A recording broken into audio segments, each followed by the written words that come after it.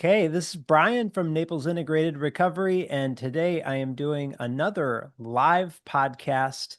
I have a friend that I have known for about 20 years from my earliest law enforcement gig, and today's conversation is about what happens when a helper needs help. My guest is Mike Clark. He is one of the guys that I looked up to when I was brand new in law enforcement. He was already a veteran cop and he had a way of cutting through the ego that a lot of young cops have that comes with being young, insecure, armed, and now suddenly given authority and the ability to go out there and make changes. And one of the things that he helped me understand early was that carrying a gun and a badge did not make me more of a man. It didn't make me above anybody. It didn't make me immune from being a human being. And Mike had also gave me something else that really mattered that I did not fully understand at the time. He was sober. He had finally had a moment from his experience where he had to get honest about his drinking. And at that time, I was probably maybe 10 years into my alcohol problem.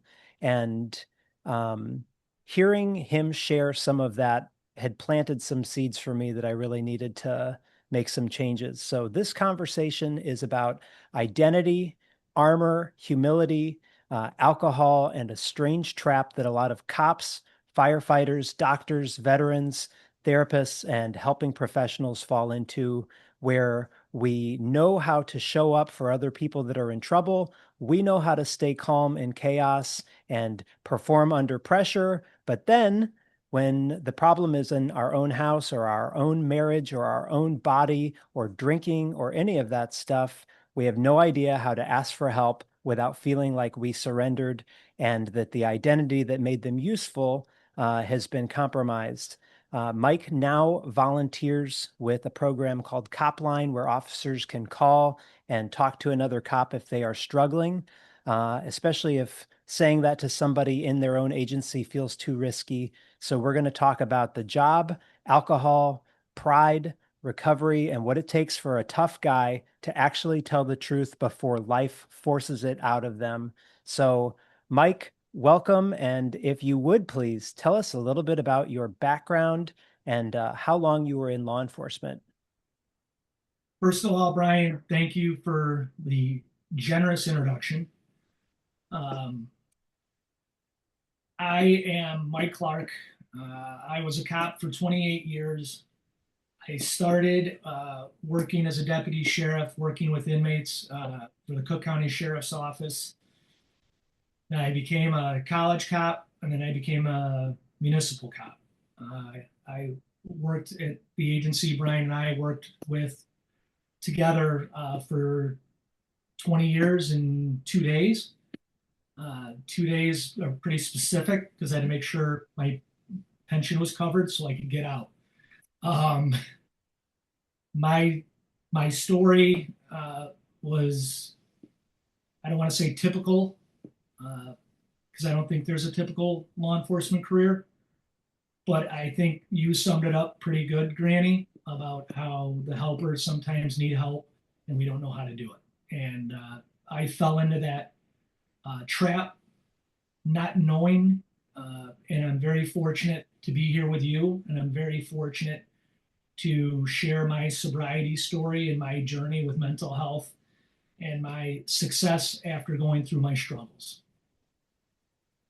Awesome. So, Mike, something that I remember, so I actually had met Mike. I started as a community service officer. I wasn't even a cop yet, and I just wanted that authority and craved that so badly. And Mike had been a cop already at that point for 10 years or longer, which I think that's about, I lasted 12 years in law enforcement. How anybody actually makes it that far, good on them. They certainly earned that pension. But what do you recall about the culture around young cops trying to prove themselves? Well, I will tell you that I probably fell into the same trap you did coming on. There's a huge responsibility. when you get on the job, and it doesn't matter whether it's community service, corrections, policing, it's all the big same family, really. Um, that that level of power or authority can be confusing, can be intoxicating, and it can give people a sense of belonging maybe where they haven't had it. The culture of policing, I believe, I don't want to say it's designed to exploit that, but there's such a sense of belonging that you're trying to fit in. Um, for a young police officer, community service officer, corrections officer, boy, it's a tough world to navigate. Uh, you're going into a culture that you're truly not prepared for. You go through an academy, you're you're thrown into a field training program, you're assigned to a field training officer who is supposed to model good behavior, but that behavior can vary from agency to agency, and the priority of an agency varies. Some agencies love tickets, some agencies love community policing, some agencies love arresting people. Uh, I'm fortunate probably now at this point where I've retired, uh, and I'm going to date myself, so I apologize as I'm on a podcast. But technology, there's TikTok, there's everything. There's a lot of the job that is in La La Land. It's made up. It doesn't look like what happens in the real world. Uh, and people outside of law enforcement or first responders truly don't understand it. They have a misconception of that reality. Uh, and the hard part is to navigate that when you're a young police officer and you're kind of thrown into this power cycle and you have access and privilege to see things that most people never get to see. And then you have to balance that with being a regular person. And a lot of first responders lose their identity and become the job. And I can tell you that happened to me. So this makes me think about think back to you meeting 2008 Brian Graneman, and what did you see that you were like, this guy needs to calm down before the job eats him alive? So at this point, I'm probably making like 16 traffic stops a shift, writing people for no left turn between 3 and 6, turning in a bunch of tickets. Man, I made a 1 gram weed arrest. I can recall you telling me something like, or at least if I remember it correctly, something like having that badge and that gun doesn't mean that you have two dicks. So like, what are you trying, what were you trying to get through my thick skull when you had some time on the job and have seen what this actually really looks like, and what wisdom were you trying to impart to this young dumb kid? So I will tell you this, Granny, and the fact that we've been pals for over 20 years, you're different than the young, dumb cop who comes in the door. Uh, when you walked in the door at our agency and I saw you and I had heard everything that I had heard about you, about people previous to you. So you were the latest, greatest thing, and you bought it hook, line, and sinker, just like we all do. Um, the police department is fishing without a pole, and people are jumping in the boat, so willing to prove themselves and gain acceptance and seek approval that they do what what they're told, almost unquestionably. Uh, we worked in a different environment. I mean, we worked in a smaller police department, and a majority of police departments across the United States are smaller police departments like us. I'm going to backtrack real quick, though, and I'm sorry if I get off tangent. Tap your head and I'll divert. But when I first talked to you, I realized you were special and you weren't a total tool. And that being some of our similar background, some of where we were both educated by the Jesuits, um, you did have critical thinking skills. The police department blocks those intentionally in some cases because they want blind obedience to the rules and the general order. So I knew that there was hope that the Jesuits had gotten into you. Okay. And but when you would come in and you were all excited, I had been there. I remember making my first DUI arrest. I remember making my first shitty drug arrest. Uh, I remember it all because it was important at the time. But what I was trying to get to you when we would go car to car is that you were willing to listen to a guy who probably had some experience. Maybe you recognize something in me. But I had seen guys like you come through who were the latest, greatest. And it's really hard to keep up that facade for years of fucking over the public to make your bosses happy. You know, when we started in policing, we actually had quotas. I mean, now in Illinois they don't have quotas, they have contacts, and there's a whole debate on that. And we were both former bosses, and I never evaluated someone on the number of contacts, but we had people who lost critical thinking skills, and you weren't really one of them. I think you needed a little redirection. And we had people who who I won't say, but they would come in with 10 tickets, but they'd write those 10 tickets to three people or two people, and the bosses would blow them. They're like, look, this person came in with 10 tickets. I'm like, they made three stops. They just triple banged some guy, and you're celebrating it over bullshit that's going to get dismissed. Our priorities were wrong, in my opinion.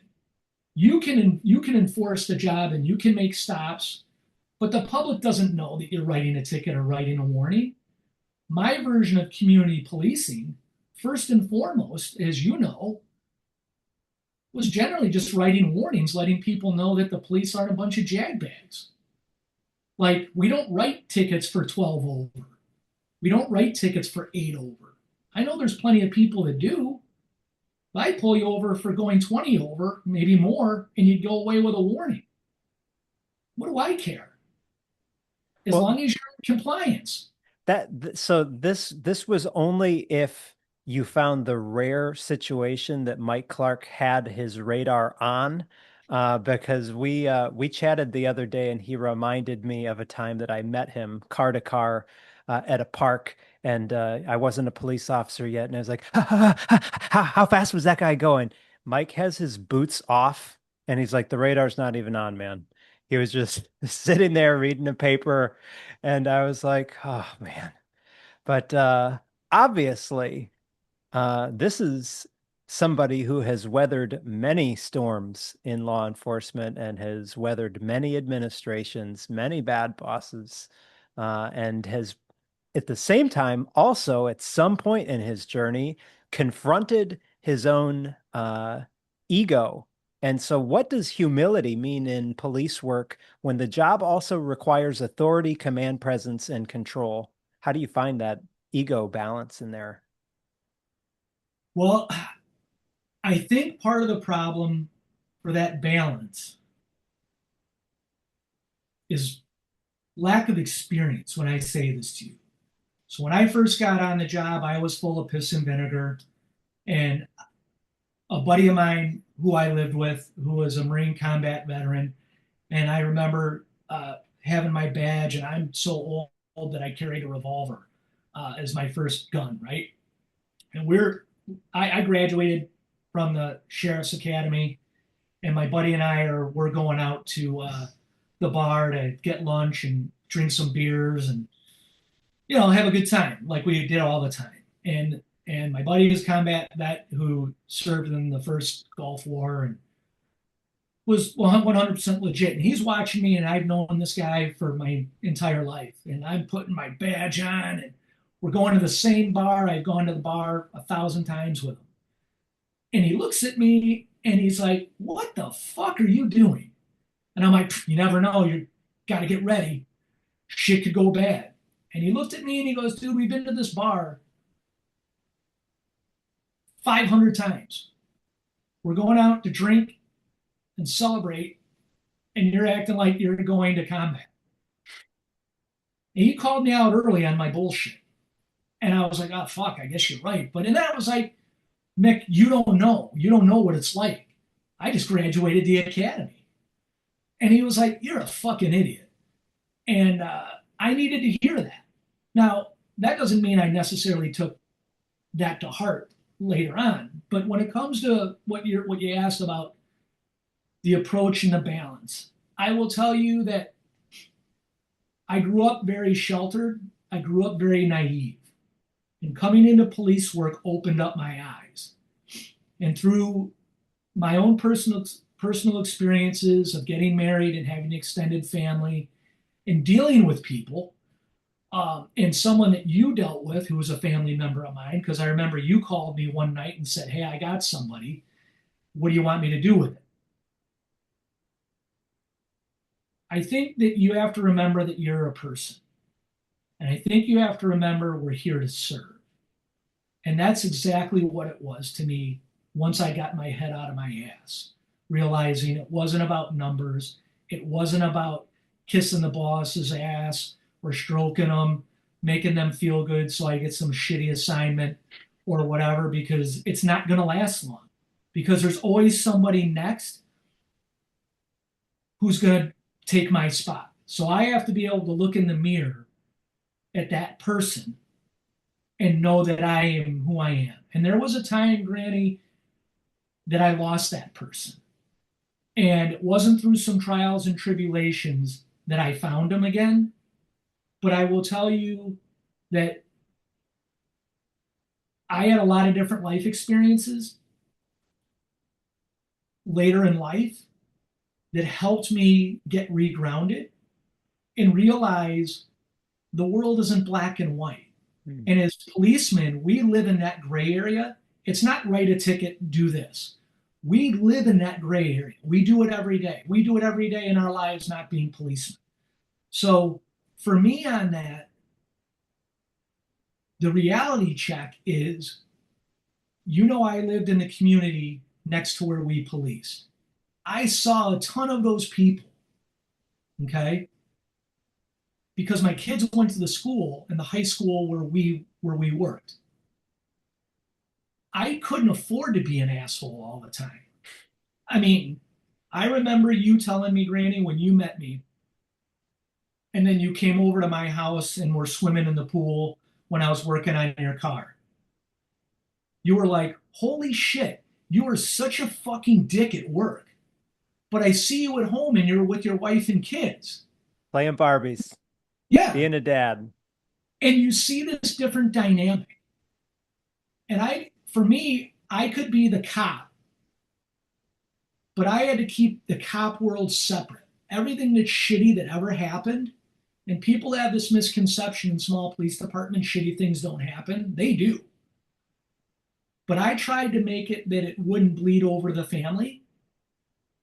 But eventually that barrier gets dissolved. And Hmm. it's really, really hard. So with you, I just tried to help guide you, or to say, "Dude, it's not about fucking people over, and it's not about climbing the ladder." I'm not saying everybody who climbs the ladders fucked everybody over. That would be extremely naive of me to say. There's a lot of people that are on the job that are awesome. There's a lot of people who are bosses that are awesome. The problem is the culture and the hierarchy in many places like ours at the time when we were there didn't allow it. Yeah, I think you're right on. Well, and so I wanted to move into, you had mentioned uh the balance of like you've got the cop identity and then the home identity.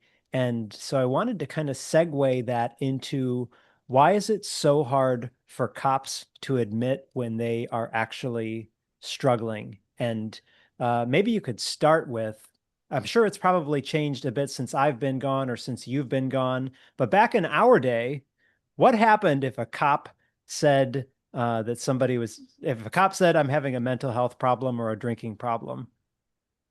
Well, I'm going to be direct and say you'd be fucked. Your career is pretty much over. It's done. So I mean, I will tell you um, from my personal experience, right? So, and I'll try and be quick about this. I struggled with alcohol my whole entire life. I grew up in an alcoholic family. I never thought I'd be an alcoholic, and sure as shit, I ended up becoming an alcoholic. Um, Shocking. Go figure. Anyways, yeah, and probably in my own world, I thought I was the smartest guy in the room. And I remember people saying that if you're the smartest guy in the room, you're in your own room. And I liked living in my own head and my own space. And I thought I could do it. Now, backtracking, or just moving forward, and then I'm going to backtrack real quick. Cops are great at dealing with other people's crisis. We suck at fucking dealing with our own. 100%. That's why so many cops are committing suicide. But I'll talk about that later, maybe if we have time.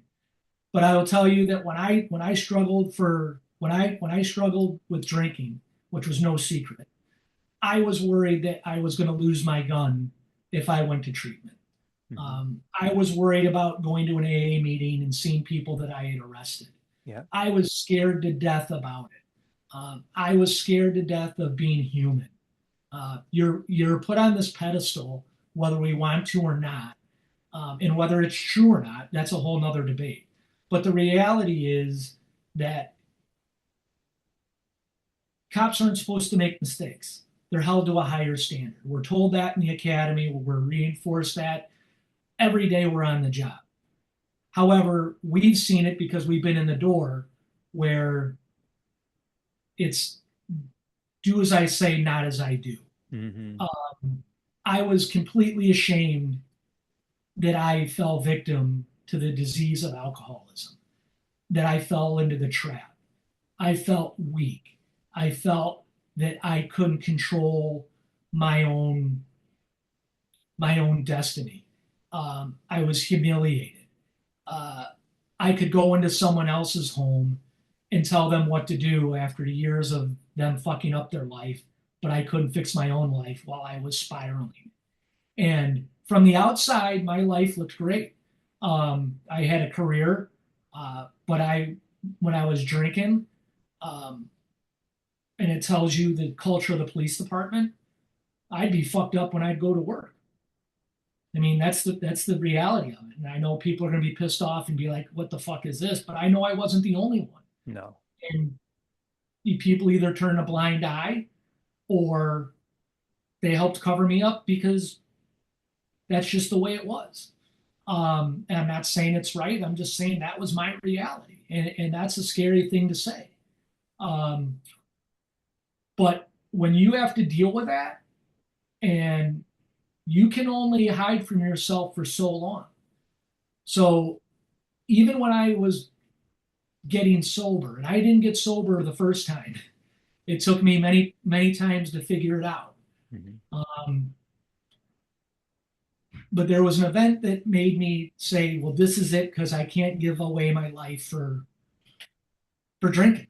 And my wife basically told me that. She goes, you have a choice. You can divorce me and the kids, and you can marry the bottle. And that scared the shit out of me. But once I figured out that I needed to be sober, I was so secretive about it. I never told anybody I was sober. You may have been one of the first ones that I told because I saw you struggling. Mm. And I had already received the gift, if you will. And that's why when we talked a little bit, I just wanted to share with you that, hey man, I understand. Your journey and story is different than mine, but you're not unique because when I was going through my struggles, I thought nobody understood. And once we started talking about it openly, like when I started to retire and volunteered for these groups, more and more people would talk about it. But when I started on the job in '94, nobody talked about Right. it. If you said you were drinking, or if you weren't going to choir practice, or if you weren't doing this, people would say, "What the fuck is wrong with you?" Or they would say, "Don't trust you," and you weren't part of the group. And even when I got sober, the cops that I were friends with, and I'm still friends with, I had guys who say, "Hey, Clarky, man, you were fucking a lot more fun when you were drinking." That's really hard to overcome. Like, that's a kick in the balls.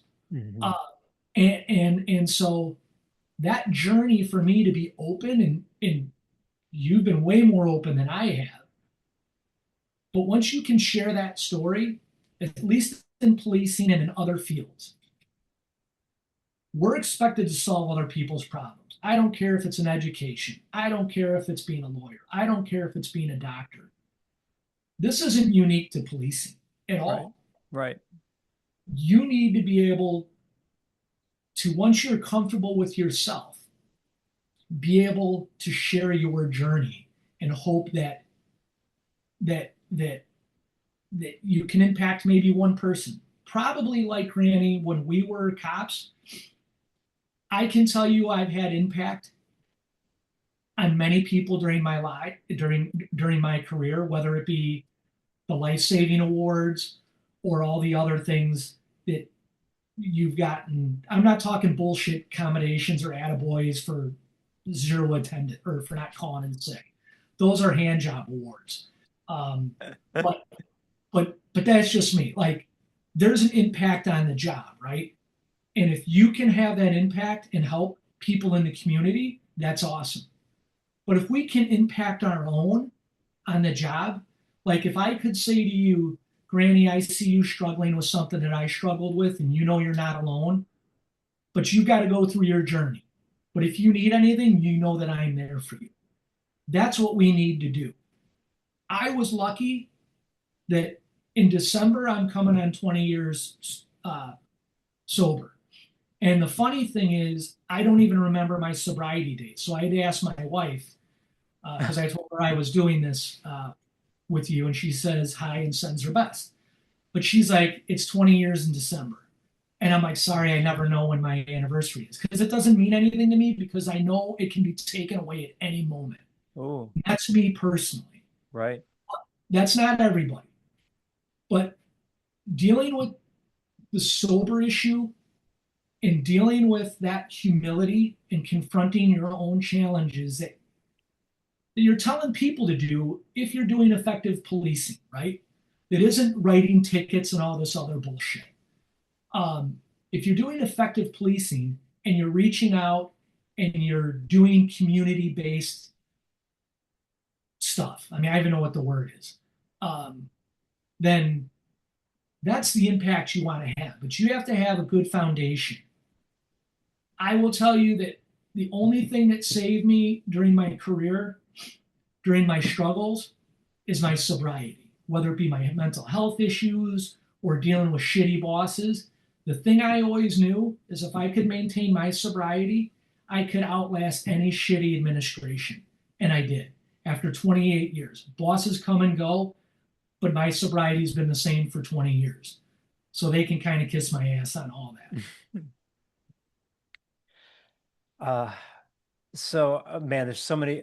Thanks for sharing all of that. There's so many different directions to go. I think one place that I'm interested to go is, um, sound like your marriage got to a point where you were forced that you had to do something different. And this concept of bottom, I think, is really important for people. Well, we know there's always actually a trap door to wherever you think the bottom is. It always goes fucking lower than that. But I too, I had also my entry point, thankfully, was for me that I had a 2-day bender where I tried to kill myself by drinking myself to death with 2 liters of vodka and 10 liters of wine and in a blackout and throwing up all over the place.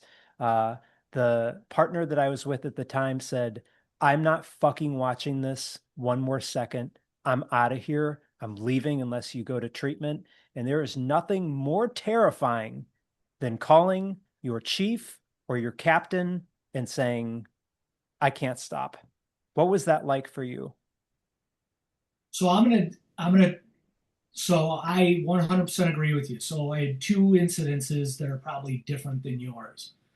So I had a sergeant who who was on midnights with us, and I got along with him. And I don't remember what happened, but I was pissed off. And at the time, I did a majority of my career on midnights for a variety of reasons. It worked with childcare and all that stuff, but it also allowed me to drink. Uh, Mm-hmm. my wife went to work, my kids went to school or daycare, and I could get hammered, and I didn't have to worry about anybody counting beers or doing anything like that as long as I could get rid of the evidence, right? So I got into it with one of my bosses who my coping skills weren't that great. So I probably drank a case of beer and probably like a fifth of Jameson's. And I decided to call him up at like 3 in the afternoon after a good 5 or 6 hours of drinking and tell him what I thought of his idea. Oh, that's good. And it didn't go over as well as I would have thought with drinking Mike's plan. But so uh, it was a big stupor. I had a total blackout. And the sergeant called me and he goes, after your shift, hold over and we're gonna have a conversation. Because at the time we didn't always have supervisors, as you remember. We didn't have OICs or any of that garbage. But so I got held over and I had to meet with the chief and I had to meet with the sergeant. And I was on midnights and I was immediately reassigned to day shift to be under the tutelage of a certain sergeant who was the top hand job of the police department. Anyways, that didn't work out so well for that sergeant either, who was supposed to monitor me and change my behavior because clearly it didn't. But so that was one thing, and it was a blackout, and I really wish I could remember what I said to him. And I reached out to him and I said, "Hey, can you tell me what I said?" And he still will never say it. So it Mm. really must have been a humdinger. Uh, and I had some pretty good ones. I'm pretty quick witted on a good day. I couldn't only imagine what I was saying when I was fucked up. But and that's not bragging. That's I'm pretty embarrassed by it. But it's not the only example that ever happened. The hardest part was explaining to my wife that I'm now being assigned a day shift, and that's going to fuck over everything for daycare. And I'd struggle with drinking. She was calling me, and like every true alcoholic who had good manipulative skills, uh, and to be fair, uh, her background with a drinking family wasn't very good either. So it was pretty easy for me to probably try and manipulate the situation for as long as I did. And uh, it came to an end, realistically. She basically said, I got some divorce papers lined up for you, and you can either choose the bottle or you can choose the family. And I knew that in her tone and everything else, because I had done everything before, saying I'm sorry, it'll never happen again, blah, blah, blah. I ran that road out right into the wall. Um, and I had a moment of clarity, thank God, that I said, I can't do this. And realistically, Granny, I'll tell you that if I didn't get sober, if I was going to be the stereotypical divorce cop, I probably would have been one of those guys who would have killed themselves just because for the shame and the humiliation. I didn't want to become uh, I didn't want to become a statistic. I made the mistake of having my identity shift from who I was for 24 years. And when I got on the job, man, I was all in. Uh, the brotherhood, the uh, the choir practice. Your friends are now policemen, uh, and that was eye opening for me. Like that was like holy shit. Then when I got sober and people were like, you were better when you were drinking. And I'm thinking, how the fuck was I better drinking, man? I'm about to implode my life. Like outside it looked good, but inside everything was a mess. Um, and I will tell you that that was one of the hardest things to do, was to get sober like that. No one knew I was going to meetings. I didn't go to treatment. I was scared to death of getting fucked over by the admin because the admin was awful, um, which you were aware of because you were part of that cycle there. But getting help was the best thing that I ever did, and being able to share my journey with those who you think that can benefit from. Like not everybody gets the Mike Clark that you see. Everybody gets the Mike Clark that you saw when you first started. Like holy fuck, is this an asshole? But that was just a wall. Uh, Like that that was a barrier to protect what you saw at my house with my wife and my kids. Literally, that's what it was. The problem is it started to seep in, and it was the hardest thing for me to do. So that was my journey to getting sober. Um, but it sucked. Like it sucked because people like it shifted my whole priority. People who I thought were my buddies, they weren't my buddies. They were just my drinking pals. mhm. Um, we were all kind of circling the drain together. Um, and it was a hard reality. Uh, you know, the one thing I've learned, and this is the last thing I'll say, I'll shut up on this, but anybody can be with you when you're going up, right? And you and I probably have seen that in terms of I struggled for a lot of years. Like I would think I was a good cop. I was a good street cop. I wasn't probably a good admin bootlicker. Uh, at one point, I was good enough, and I got promoted to being a supervisor. I had a lot of impact, but I also knew that I had more impact not being a supervisor than being a supervisor. I knew that people were coming to me. I knew people valued my opinion, and I had a lot more impact than someone with stripes who hid in the office. That being said, when I say this to you, that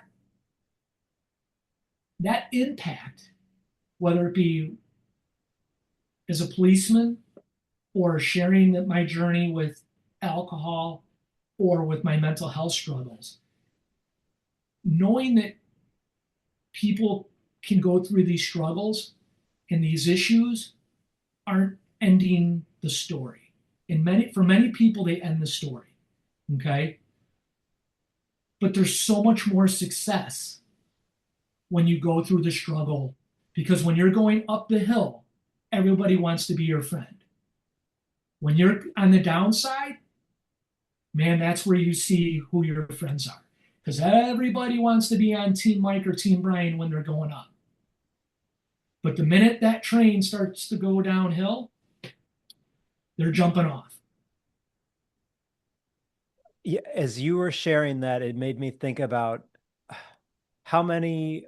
So when I was a supervisor when I went to treatment, and how many cops that I knew would play, fuck boy, the sergeant's at, 7-Eleven. Everybody go and, kiss the sergeant's ass and everything. But you know who showed up when I was actually in treatment? Two people.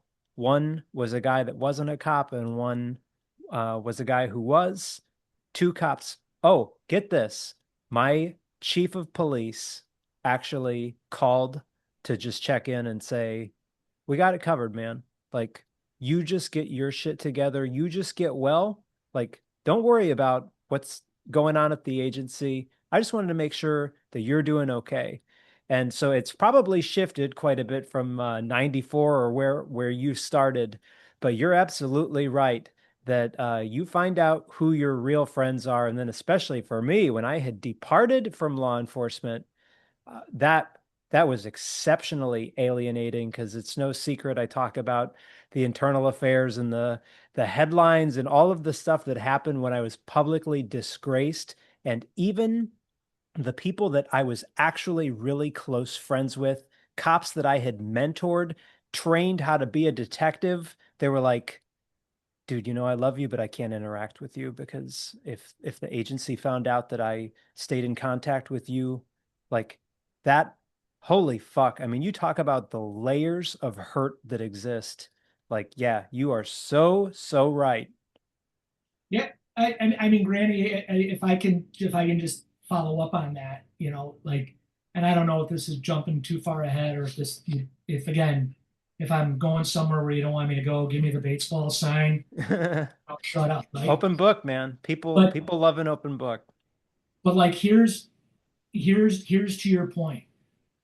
So I know I shared with you a little bit, but when I was a sergeant, um, and I got promoted by a chief of police who I remember when he came on, and the funny thing is I'd been through chiefs of police and he did the right thing to a certain degree, but when he came on, he's like, I want to ride with everybody, and I was working midnights, and he's like, I want to ride with you, and I go, don't waste, no, don't do that. That's a bad option for you.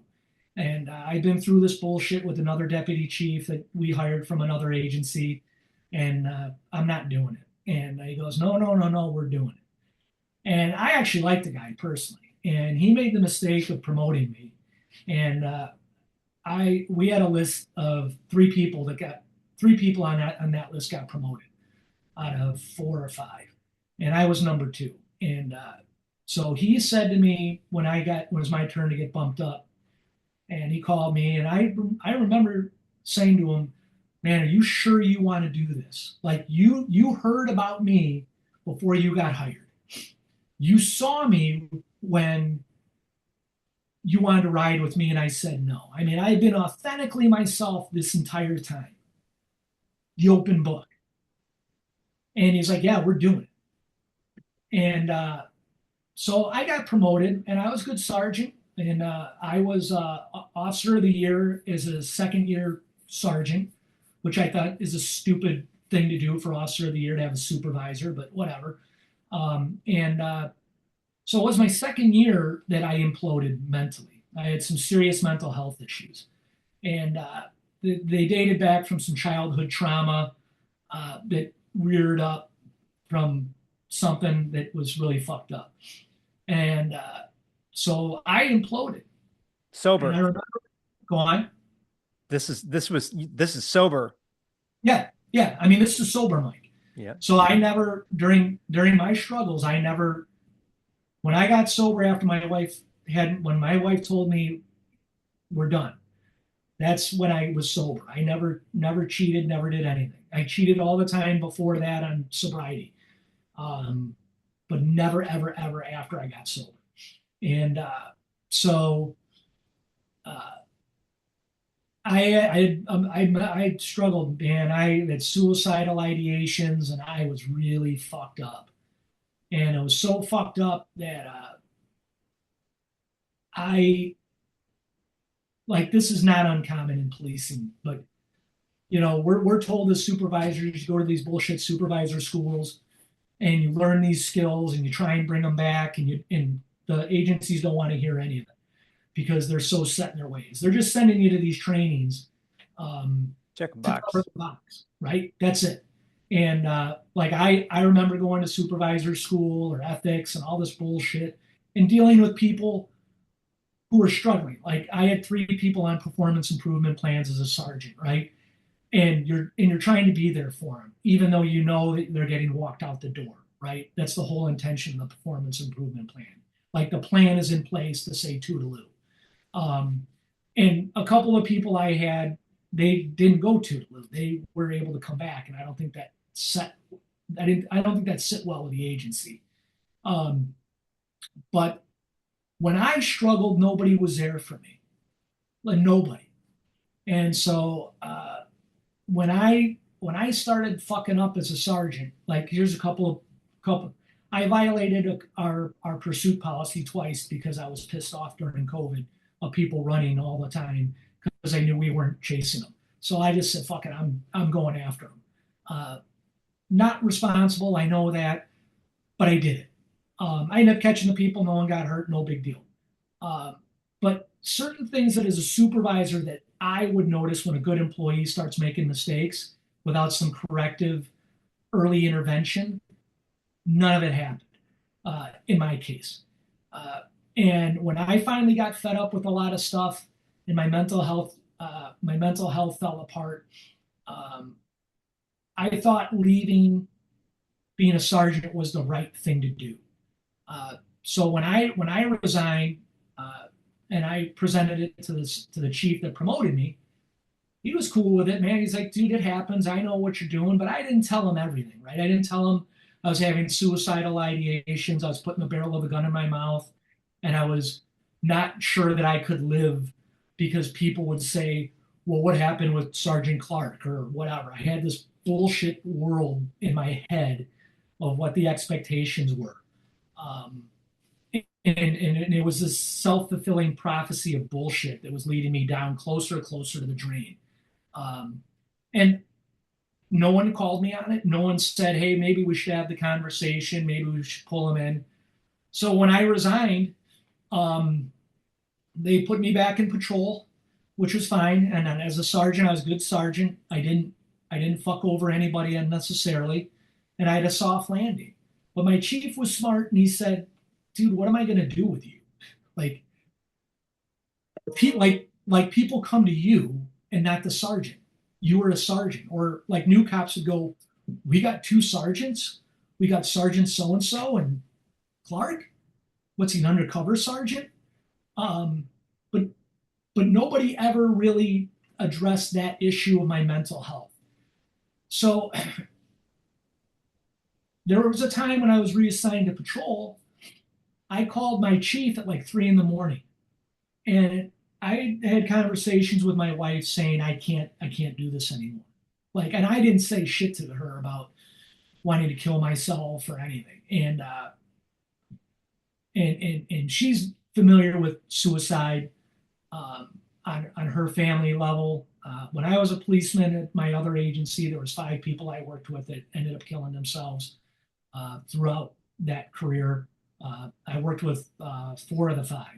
So, or I'm sorry, 3 of the 5. So the suicide thing was impactful to me.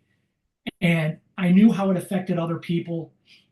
And I was scared to death that my mental health was going to deteriorate to the point where I was going to drink. And if I was going to drink, I was going to shoot myself. Mm. And if I was going to shoot myself, what would that do to my kids, to my wife? I didn't care what anyone thought about me. I worried about what they would do. That was the only thing that prevented me from drinking and shooting myself. Because I also know that uh, the statistics for children whose parents shoot themselves are extremely higher than the average uh, population. So that scared the shit out of me. So I called my boss, or I'm sorry, I called the chief of police like 3 in the morning. I said, I can't come to work. I got to get some help. And then it was right at the beginning when we were doing mental health. And when I was a sergeant, so when I was a policeman at our agency, we brought in mental health. We did it originally as a voluntary program. And I was on board with it. And the place we went to was 100% legit. They were law enforcement focused. They were generally all people who were familiar with law enforcement, first responders, and the bullshit that they deal with and the bullshit that they present. Um, and so I reached out to them at like 4 o'clock in the morning, and they called me at 6, and I was supposed to be at work at 6. And they said, or they called me at like 5, and they said, you're not going into work. We're reaching out to your chief. You need to get into our office, and we're going to do an assessment. And my wife, I told my wife I can't work, and she was all freaked out, is because it was a total shock to her.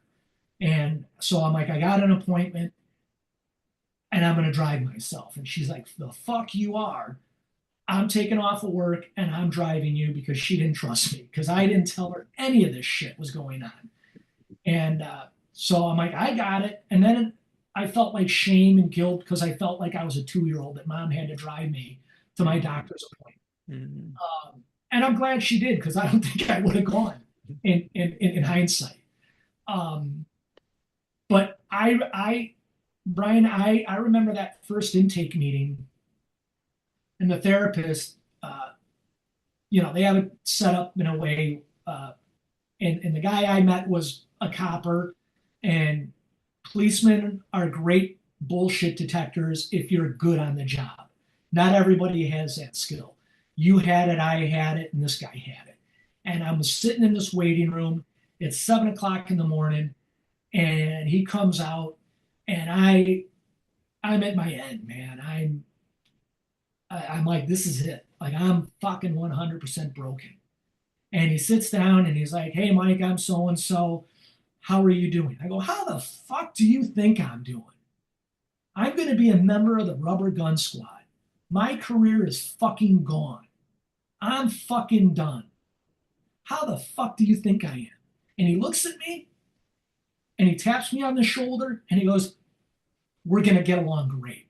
Come on in." And dude, I'll never forget that. Like, that's probably not the stereotypical way of doing things, but that guy was so fucking cool. Um, He was 100% authentic. He knew I was angry as fuck. He knew I was broken. He knew I was embarrassed. Um, but it was the safest spot for me, man. And here's what I'm saying to you. So I was off for like 6 months, maybe less, maybe it was 5. But there was talk about pensioning out. When I went away, no, I say went away. I didn't go away, but I was placed on paid admin leave. And I wasn't allowed to be the police. When I called my boss, because my boss called me, and I said to the therapist, I said, "Can I talk to my boss?" I said, "You should talk to your boss. They're going to talk to you about admin leave and whatever." So I talked to the chief, and he goes, "Mike, you're on admin leave. Normally, what we would do is you're going to bring in your badge, and you're going to bring in your ID, and you're going to bring in your firearm, and we're gonna store it for you." And I'm like, "Fuck, man, if they take that shit away, I'm done. Like I am fucking done." So he was cool. He goes, "I trust you, Mike. Take your ID, take your badge, put it in your desk at home, take your gun, keep it in your safe. You can't identify as the police anymore. Can't be in the police department unless you're escorted and all this stuff." Dude, it was the hardest thing I ever did. I fucking cried like I've never cried before. I thought my world had ended. Right. And for me at the time, it did. Um, it was the hardest thing, dude, because people, like you said when you went through, people I thought were my buddies at the police department when I was going up, there were cockroaches, dude. The light came on and they fucking scattered. Um, I remember the chief reaching out to me and guys, a couple of guys, one of the guys that got promoted, someone above us who you probably still stay in contact with, they reached out to me. That was such a lifeline, dude. Like I was like, holy fuck. I had seen it before when other people, we had people that stepped in it, people got fired or whatever, and they scattered, right? Or people were like, I'd be like, I still talk to so and so. Do you? No, I can't. To your point. Well, why can't you? Well, if the admin finds out I'm talking to him, fuck admin. Like, this is your buddy. Right. It's your bro. And that, dude, that was a hard reality check. It was a hard reality check when I got cleared for my fitness for duty. Like, when I had to go for a fitness for duty, when I was told I wasn't going to have to go, because I did the right thing by asking for help. I wasn't a guy who was forced into help, right? I went and I voluntarily asked for help. Hmm. When I went for the fitness to duty, I literally thought my career was done. The pension was telling me, put your pension paperwork in. The chief was like, "I can't tell you what to do, but I don't know if you're going to pass the fitness for duty." So Wow. when I had my fitness for duty and I had to go see the shrink, dude, I'll never forget. I literally thought my job was fucking done. And you know me when I say this to you, outside of my pursuit violations and an admin violation that I had no write ups, dude, on my record. I was not a shitty cop. If I was a shitty cop, I wouldn't have been promoted in our agency. Okay. At least not under the chief that promoted me. And when I went for the fitness for duty, I've never been more scared in my entire life. You take the scariest moment of policing, and that was nothing to seeing my future disappear. Wow. And I remember talking to um, the person that ran my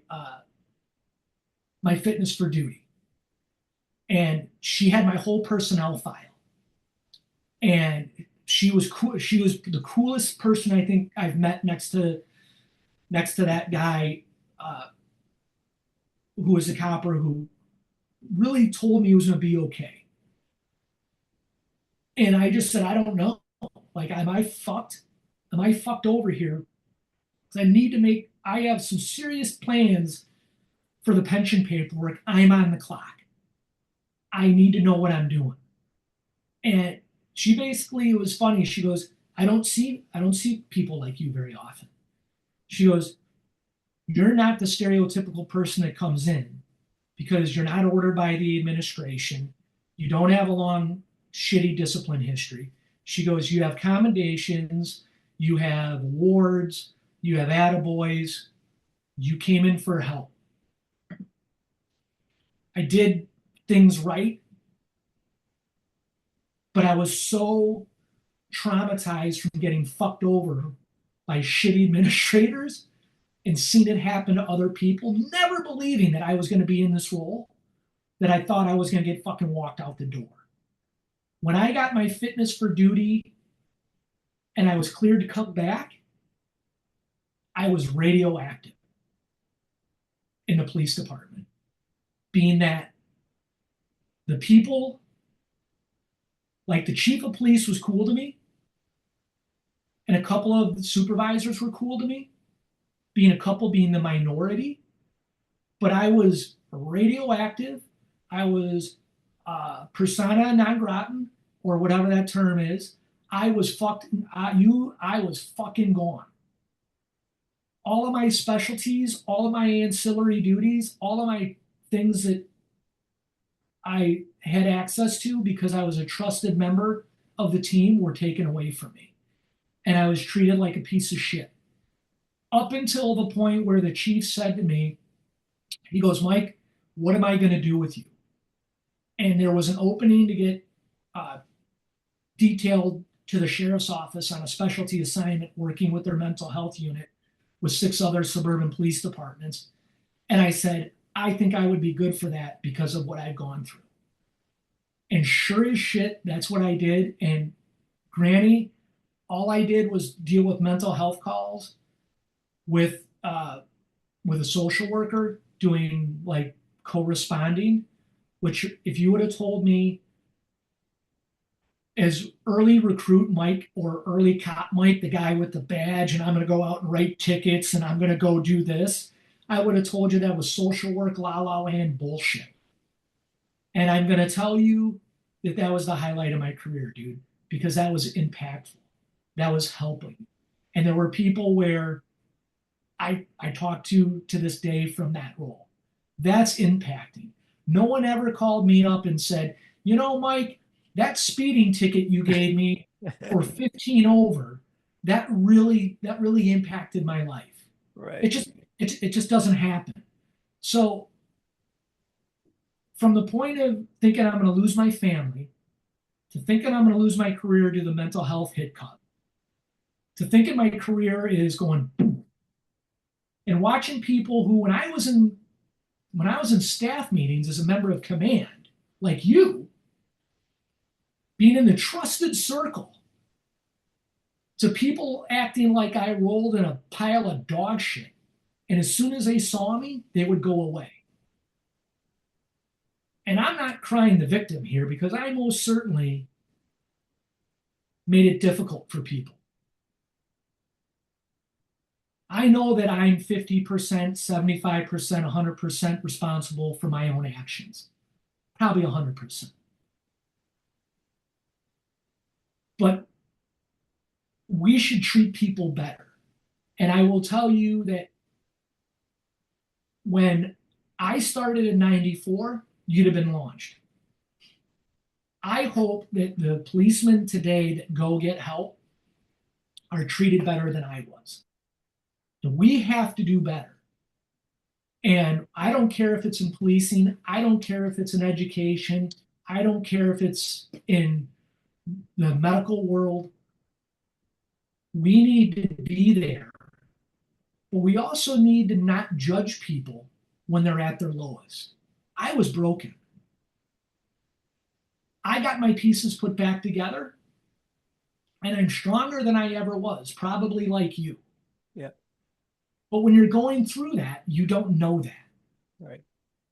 And it's the hardest thing to realize that sometimes in life, those detours, like I thought I was going to be a cop. I never thought I was going to leave the sheriff's office at first. And then I detoured here and then I detoured there. And then I started climbing the ladder a little bit from being an OIC to a sergeant. And I was so excited. But life threw me a curveball. And I didn't want to take the detour, man. I thought I was going on the right path. And when that detour happened, I didn't want to go. But I'm so glad that it happened in retrospect because I am still friends with some people that I worked with. There's a small group of us from the agency that are still around. We go to supper clubs and we laugh and we joke, but that's not everybody. There's guys like you who I worked with who we have, dude, you meeting you as a young cop was impactful for me. I Mm. may have been impactful for you, but you were just as impactful for me. You gave me hope that there's a future in in that profession on the job. When you were going through your struggles, I wanted to make sure that I reached out to you, that you weren't forgotten. I don't want people to feel forgotten. I don't want people to feel alone. There's no worse feeling than feeling like you don't you can't be who you are. You can't share your story because you're in fear of being judged. You're you are so much stronger than what you think you are, and that's to anybody who's gone through anything, that when you're going through hell and you don't think you're strong enough, people need to know that you've survived every shitty day and you can keep surviving until it gets better. Wow, man. What what a fucking moving story. Thank you so much for being honest and vulnerable about what that journey was. And so now uh you're working at Copline or volunteering at Copline. What do you do there and what do cops say to you, knowing that they're talking to another cop that they wouldn't be able to say to their supervisor or their spouse or an EAP therapist or the chaplain or whatever? They tell you everything that we would go car to car and say. They tell you that they're getting fucked over. And to be fair, there's some, I'm an active listener, or I was an active listener. Um, I took another job, so I stepped back, but I was with them for a couple of years. They train you. You go through training. For me, I was in Texas for a week. You go through selection. Not everybody makes it, uh, but you have to be able. It's just you have to be able to relate to people. Um, you have to be able to not be judgmental. And we are the most judgmental fucking group of people as cops. Mm-hmm. That's the bottom line. But when we're judgmental, we're overlooking our own flaws. And that's extremely problematic, at least in my opinion. When when I was a cop, I don't know if I would have called Cop Line. I guarantee you I would have never called the AP for help. I wouldn't have done it. But Cop Line or places like that, and there's many of them, or therapy, uh, they give you a safe place to present issues or concerns in a non-judgmental way. And the nice thing about an organization like Copline is it's 100% confidential. No one's reaching out to your boss. No one's reaching out to your agency, um, saying, "Hey, Mike Clark called and he's talking about putting the barrel of his gun in his mouth and he can taste Hobbs oil." No one's doing that. You're sitting there listening. You're trying to get them to open up. You're trying to get them some resources.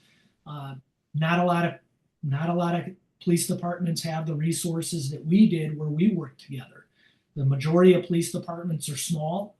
They don't have access to mental health. Uh, so they fill in that void. The people who are active listeners don't pretend to be therapists. That's not my role. I didn't go to school like you did to do any of that. All I would do is act like, I don't want to say act, that's the wrong term. I would literally sit on the phone and be like, yeah, man, I get it. I get it. Or maybe I don't get it. But to have an empathetic ear. You'd have some police officers that would get charged with something criminally. And as a cop, we would be like, ah, fuck that guy, he should get launched. That's not the way this works. So we would listen to people, try and get them some resources, try and get them some help. Sometimes just having someone to talk to where there's no judgment and they don't know who you are, like a neutral third party, is the easiest thing to do. And that's what an organization like Copline did. It let someone say something so it unburdened that person that's carrying that baggage. Because that some of the things that these people are talking about, whether it be officer involved shootings or domestic problems that they're having or family problems, they've got kids that have serious medical uh, problems. Uh, that weighs on police officers, and that all ties into what I said to you earlier, Granny. We're great at dealing with other people's problems as policemen. We can solve problems. We can get resources for people, but we don't do it for ourselves. An organization like Copline and others that are designed like that are set up to get first responders and their family members help. So, an organization like Copline, you don't need to be the police just to call.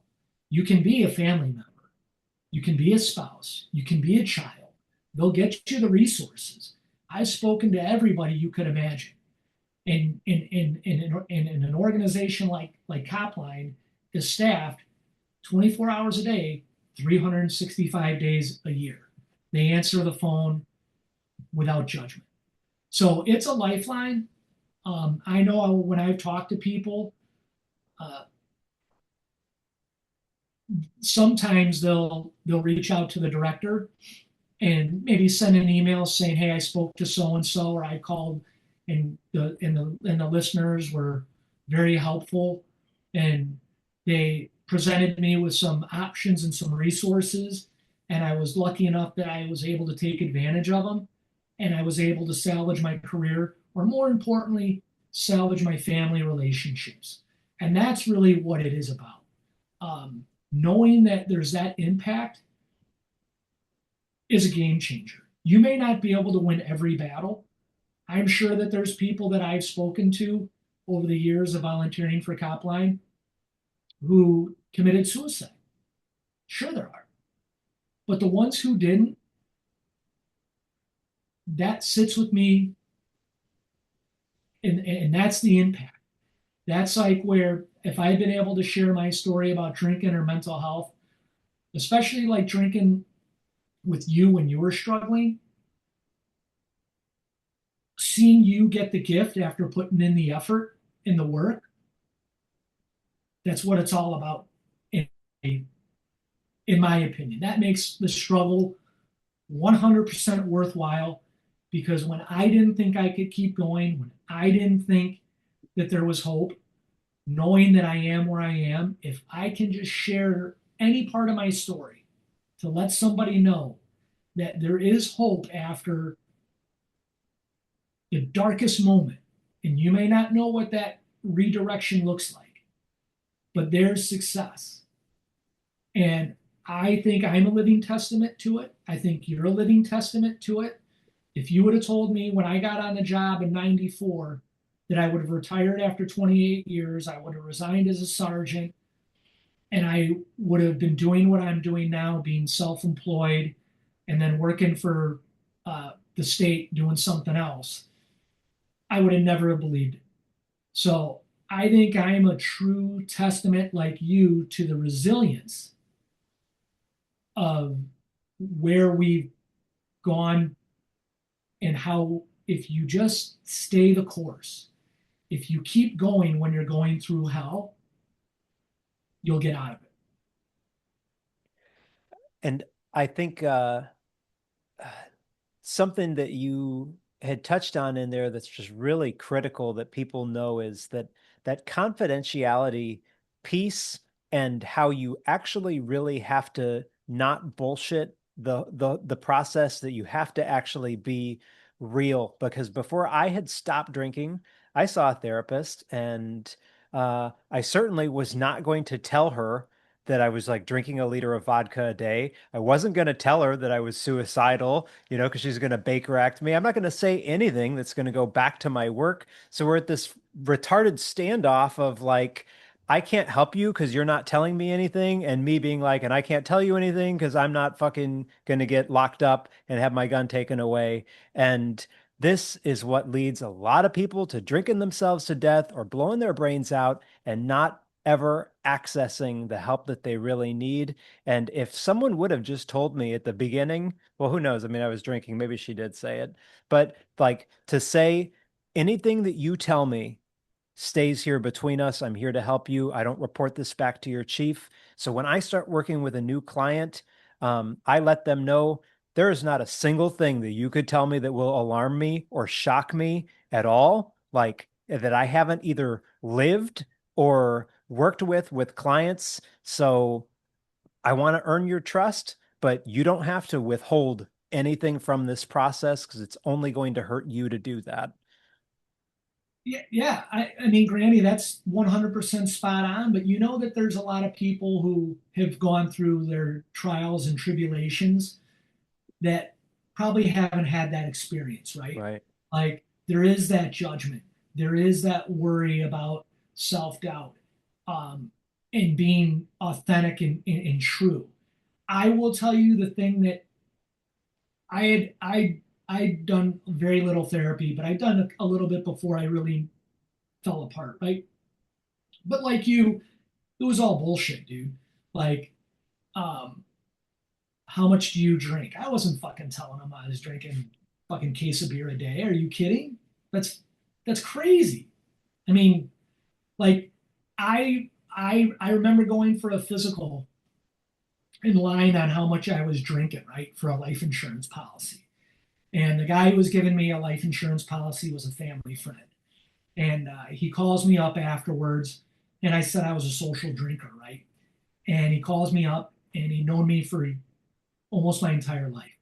And he said, "Hey, Michael, we got to talk about your test, right?" And I'm like, "Yeah, what's up?" He goes, "You got to be honest." And I go, "I was honest." He goes, "You weren't honest. Uh, I can see the test results and the medical, and you're not drinking socially." And I was like, "Fuck." So he's like, and again, this goes to um, maybe it's enabling or whatever. He didn't know the whole story, right? But he's like, I'm going to give you, we're not going to submit these results to the insurance. You've got to not drink or drink way less for 30 days. It was the hardest 30 days of my life, dude. Um, so I could get my triglycerides down to a normal drinking because my liver or whatever was fucking just getting absolutely fucking decimated by all the booze.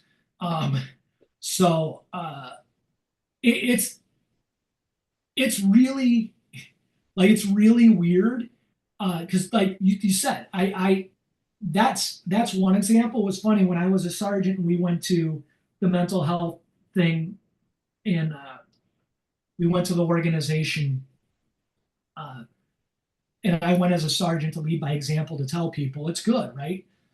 And I was in a crisis mentally. I was feeding two wolves, right? And I was in the process mentally of is things are okay, but things are falling apart, and I could still be productive, and shit's totally falling apart. It's awful. And I remember sitting there, and the person who I talked to was a Chicago cop whose partner killed themselves, right? So you talk about being authentic and all this stuff, and people being good bullshit detectors. And there's therapists that are great bullshit detectors, and there's therapists that aren't. And the end is people only see what you allow them to see, right? Mm-hmm. So when I talk to this person and they're like, "Congratulations on being a sergeant. How do you like it?" I'm like, "Oh, it's great. You know, blah blah blah." It was just a fucking stroke job, dude. That's all that it was. And I was trying to feed the positive wolf, but man, that negative wolf was coming up fucking hard. And the only thing that saved me when I went and got help was they were the organization I called because when I talked to the founder, it was all about authenticity. Even though I was full of shit when I met her, saying everything's great, I knew she was 100% authentic. And it's not her fault that she saw who I presented. And so that was the hard reality for me. So it was funny, like when I went to therapy and I was so broken, I had nothing left.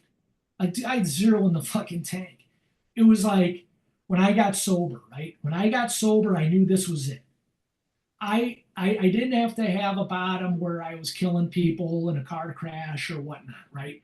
My bottom was losing my family. I was fortunate at that. Okay. It wasn't as bad as others. That was my bottom. I was very blessed. I didn't want to have a bottom where I was going to fucking pull the trigger. And so when I went to therapy, dude, I surrendered everything. I was no more. I wasn't ashamed. I wasn't ashamed of what happened to me as a kid. I wasn't ashamed of the things that happened to me anymore. I accepted them, and they helped me accept them because it made me who I am. It literally made me who I am. The shit that happened to me when I was a kid, I locked that fucking shit in a closet until I couldn't lock shit in the closet anymore. And Mm-hmm. it all came out. And it hit me like a sledgehammer.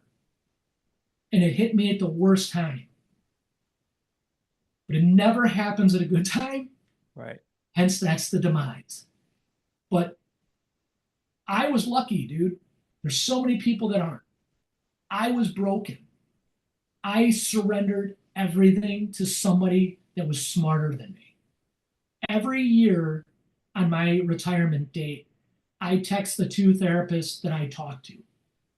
One of them left and went to another organization, and then the one who I got stuck with, and I say stuck with because when I first saw that person, I was scared to death of her. The last thing I wanted to do was tell a woman what happened to me as a kid. I didn't want to do it. No judgment, everything else. I am so fucking thankful that I was able to be vulnerable, that I was able to be authentic. And it's funny, I say thank you for everything you did for me. And they get the same response back. Don't thank us, you did the work. Mm. I did do the work, but they were patient. They gave me guidance. They called me on my bullshit and they held me accountable. And that was the best gift that ever fucking happened to me. And I don't walk around saying, "Hi, I'm Mike. Uh, I'm a sexual abuse survivor. I'm a recovering alcoholic, and I was going to bang splat myself." That's not how I present myself, but that's who I am. And when I hit all that, dude, that was the most fucked up thing. And I'm so glad that I was able to deal with it. And I'm so glad that I came out on the other side because I know so many people don't. I Right. know the odds are stacked against people. So if doing this with you opens the door for one person, makes the light go on, whether it be someone who's on the job, someone who's a doctor, an educator, someone who's a carpenter, someone who's a mechanic, it it's been worthwhile. So yeah, Mike, to that listener, to that cop that is listening to this right now, driving around on the midnight shift, over the legal limit, who doesn't want their boss to know that they have a problem, or the doctor who can't confront how sick they actually are because they know that it could compromise their public image and their practice, what would you say to that person? I would say when you're ready, when you're at that point, you got to get some help. And that's I just don't know if this is right, Granny, when I say this to you. If I were a guy when I was on the job, if I got sent to rehab, if I got sent to a mental health facility, I don't think the outcome would have been the same. I think the difference is for a guy like me, I had to be ready to get some help. I had to be ready to surrender. I had to be ready to not be the smartest guy in the room. I had to be ready to recognize the chaos and the trauma and the trail of destruction I was leaving behind. That is the hardest, this bad term, I don't know if this may, like, that was a come to Jesus moment for me. Like, I'm not a religious person in any way, shape, or form, even though after being a member of the Catholic school system from grade school, high school, college, and post grad. Okay. I had it down my mouth, stomach. It was not, that's not what I'm saying. You don't need to have a come to Jesus moment like God or whatever, but you have to surrender. You literally have to surrender. You have to say to yourself, I can't be the smartest guy or girl in the room. I need to get some help. I need to talk to someone that knows more about this than I do. And you have to be ready. That's the hardest part when you see people struggling, whether it be when I was answering phone lines for Cop Line or when I was watching coppers or members of my own family struggle and you try and get them there, it has to be voluntary. Until they say, I'm ready. And the hardest part, not to pick on two professions, but law enforcement and attorneys are great examples. They're the smartest people in the room at the given time. Lawyers are trained to argue, they're trained to debate, and they're going to debate themselves. Just like cops. Cops are trained to tell someone what to do. The hardest thing is to tell yourself what to do. Like to take that advice and turn it inwards, that was one of the hardest things to do. Because I can solve anyone's problem when I was a cop. I'd walk in, tell someone beat feet, go in a hotel, or whatever it is, or tell little Timmy get up and you're going to school, or whatever the bullshit is. The hardest thing is to put that into practice in your own life because we have this facade, and that facade crosses many professions, whether it be an educator or in the legal or someone who's self-employed, who's successful, who's like an entrepreneur. They they know better. The hardest thing to do is self-reflection and to admit you're not doing it right. And maybe you need to go to somebody else. At least for me. Yeah, well, I think you absolutely nailed it. And so there's plenty of people who have either had some wounding because of organized religion, and a lot of people hear something from a 12-step approach, and they immediately are ready to shut down the thought of, especially if they hear anything about God language.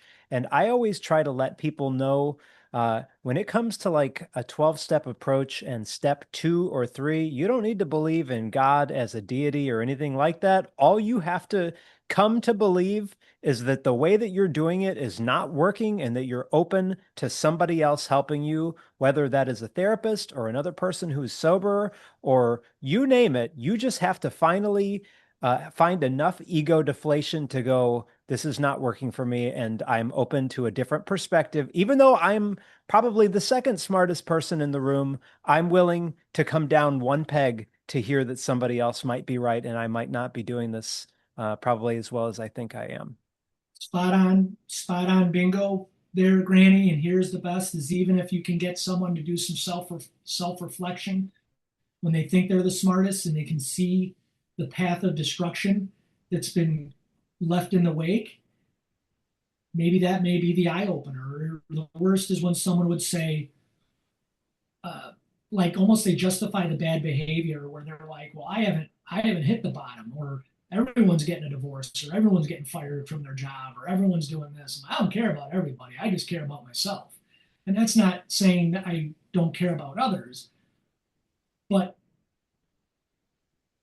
the way I would equate it, and it's a stupid analogy, even though I'm going to say it, and we've heard it. Like, there's a reason why you're on an airplane when the air mask, when the oxygen things come on, why you put the oxygen mask on first. And I don't care if it's a doctor or if it's an attorney or if it's someone who's self-employed or a entrepreneur or first responder.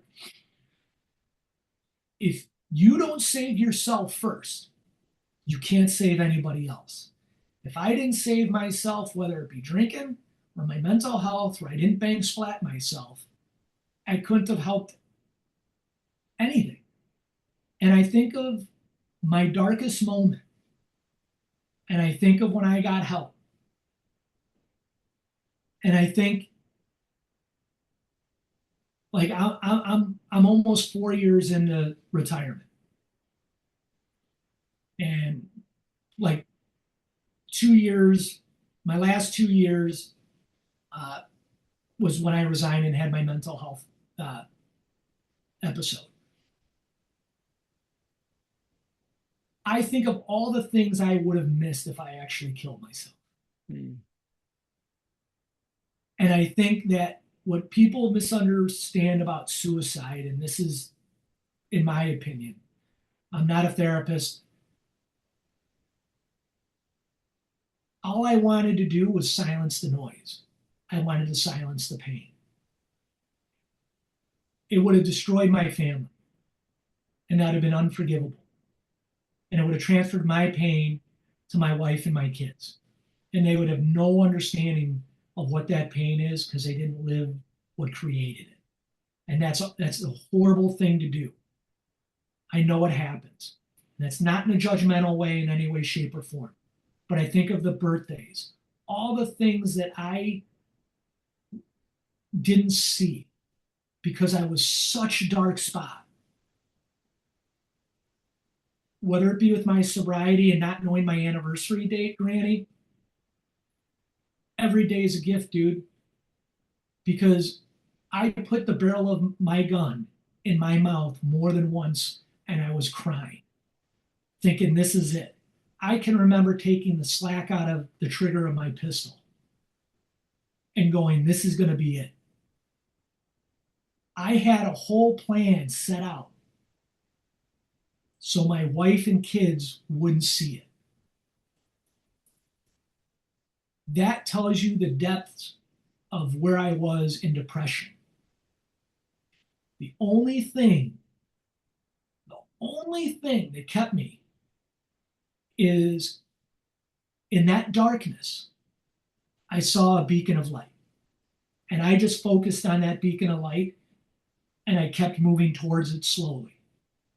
And it wasn't a straight line. It was certainly a zigzag. It had up and downs and everything else. But through this journey, dude, I have discovered more about myself and more about others than I would have ever have thought I would have set out to learn. And it was a huge, powerful journey for me. And I just, I know what it's like to be on the point where you're surrounded by people and you have this image of whatever success looks like for somebody, whether it be career, family, house, car, whatever. I had it.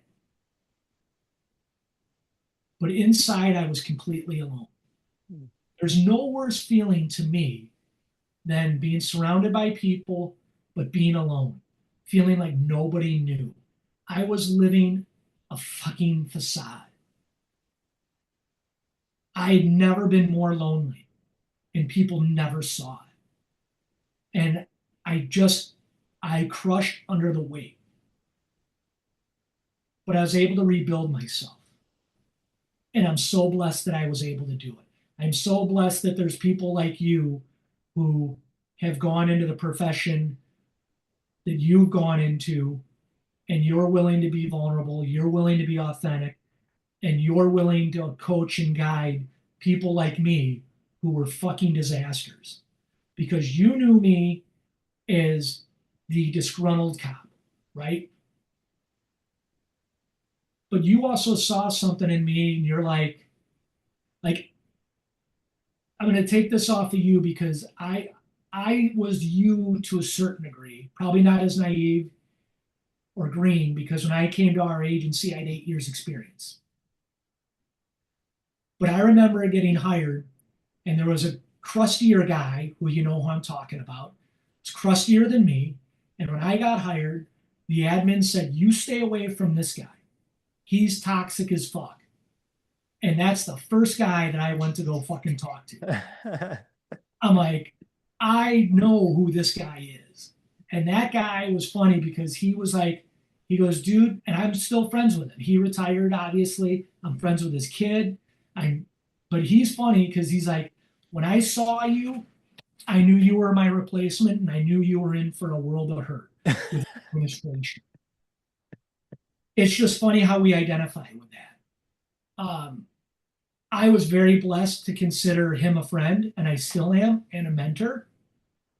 But it's funny because I remember the admin being like, he's an asshole, he's toxic, but he had more institutional knowledge than anybody. And the funny thing is, when I was a cop, he's a good cop. I know when the detectives would want to go do a warrant, or they'd want to go do something else, or there was anything street responsible, they wanted me. That was a great feeling. I didn't care about, can this guy go to the library and read books to fucking 4-year-olds? I wanted nothing to do with it. But at the same time, when I was doing community policing, some kid would be like, "That's a cool patch." I would take the patch off my uniform and give it to him. And then I would see how many days it would take for a command to realize I didn't patch on. And then they'd want to write me up. And I'd be like, "You guys are so fucking stupid. It's the total disconnect." And my partner, who you know, he took a picture of it and wanted them to submit it. That here's community policing, this disgruntled gray haired guy taking a patch off to this kid and giving it to him. So they're going to want to discipline me for not being in uniform compliance.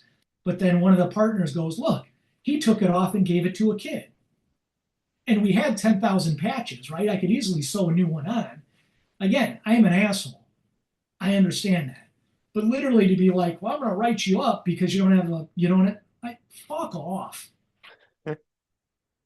Mike, I love how you in this conversation uh cops are just like such a unique breed, especially whenever you can get one to really open up and be honest, because like we are the hardest, meanest fucking sons of bitches, and also maintaining that family underneath, and very human underneath, and survivors of all of our own fucking mess underneath.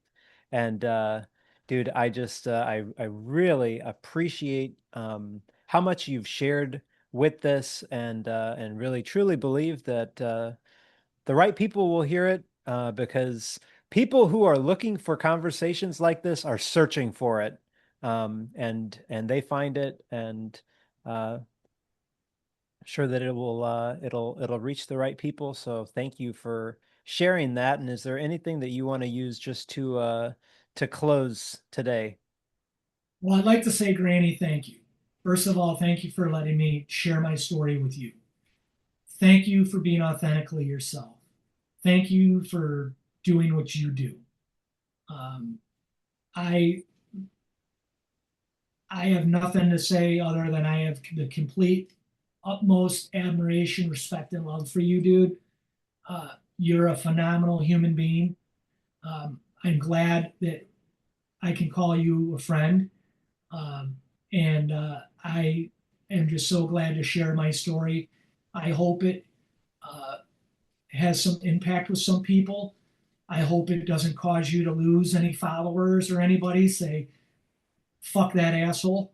But if someone says fuck that asshole, it's not the first time anyone ever said it. So I'm really not too worried about it.